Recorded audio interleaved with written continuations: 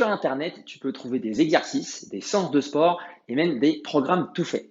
Mais est-ce que cela va te permettre d'avancer correctement sur du long terme?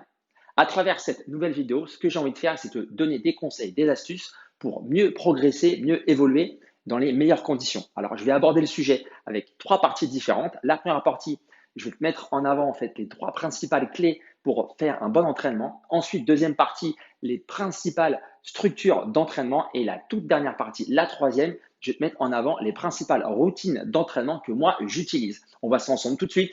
Allez, c'est parti.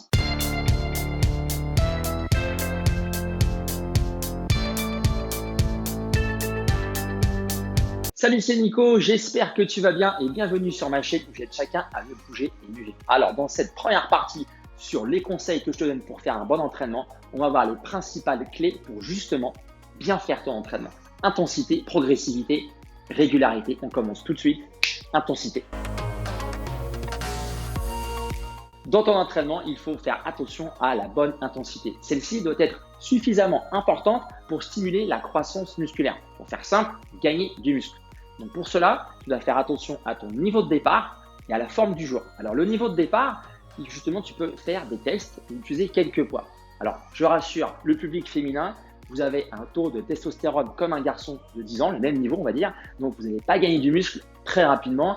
N'ayez pas peur d'utiliser des poids en faisant de la musculation en vous disant mince, je vais me transformer en Schwarzenegger, comme dit Erwan Manteour, c'est pas parce que tu conduis ta voiture que tu vas te transformer en pilote de Formule 1. Non, il y a un delta entre tout ça. Vous y allez progressivement et ça va aller très lentement. Il n'y a pas de souci au niveau du gain musculaire.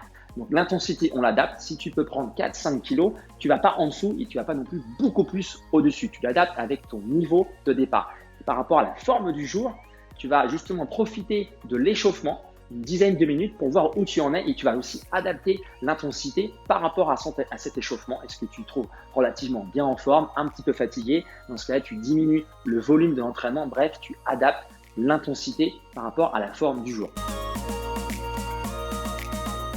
Deuxième point dans ton entraînement, c'est la progressivité. Qu'est-ce que ça veut dire? Tout simple. En fait, tu dois y aller étape par étape. Tu dois créer une surcharge progressive. Si, admettons, tu lèves 20 kg, tu ne vas pas passer à ton prochain entraînement de 20 kg à 40 kg.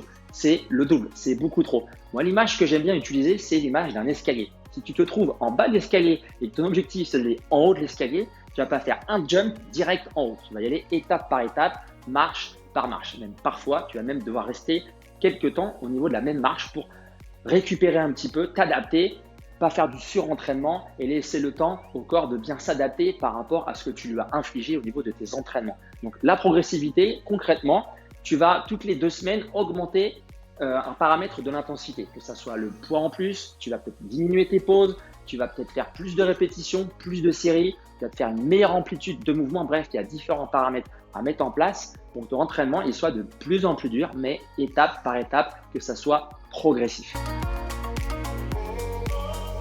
Troisième et dernière clé d'un bon entraînement, la régularité. Il vaut mieux s'entraîner 2 fois par semaine sur 1 an plutôt que 5 fois par semaine sur 2 mois. Il faut pouvoir ancrer ces bonnes actions, donc le fait que tu t'entraînes régulièrement dans la durée, sur du long terme.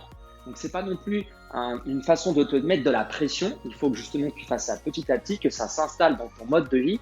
Donc au départ, tu vas peut-être faire 2 fois 10 minutes par semaine. Tu vas y prendre goût, tu vas sentir des effets positifs, tu vas te sentir mieux, tu vas avoir envie d'aller un petit peu plus loin parce que tu commences à prendre du plaisir petit à petit. Bref, tout ça, ça va s'installer au fur et à mesure, mais ça va se mettre dans la durée, ça va devenir une bonne habitude.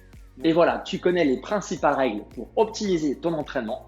Tu peux me faire un retour dans les commentaires si tu as des questions. Si tu veux aller un peu plus loin, n'hésite pas à aller jeter un œil sur mon site ncfitnesscoach.fr, coaching à distance, coaching en présentiel pour adopter de nouvelles habitudes sportives et ou alimentaires. Et d'ici là, je te dis à bientôt, bouge bien, vis bien, ciao!